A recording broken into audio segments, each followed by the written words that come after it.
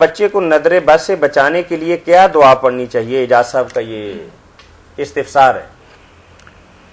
بہت عمدہ استفسار ہے.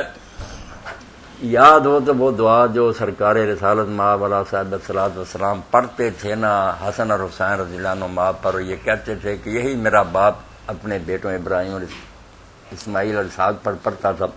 وہ دعا تو اگر پڑھی جائے تو بہت اچھی بات ہے. سب بہن بھائی ہیں نا، وہ دعائیں مل جائیں گی مشکات شریف وغیرہ سے، بخاری سے.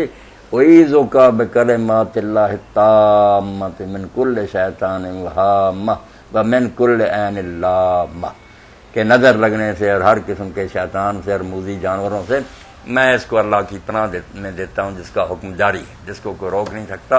وَإِذُكَ بِكَلِمَاتِ اللَّهِ التَّامَّةِ مِنْ كُلِّ شَيْطَانٍ وَهَامَّةٍ وَمِنْ كُلِّ عَيْنٍ لَامَّةٍ.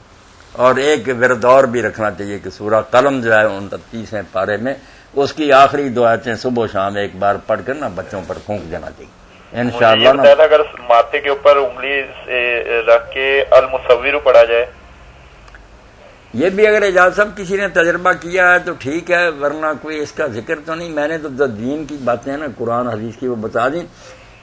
باقی بچوں کی صحت کے لیے اپنے لیے بھی سب کو چاہیے کہ یا سلاموں بہت پڑھا کریں. وہ اسم جو ہے نا اس کا تعلق سلامتی سے نا تندرستی سے.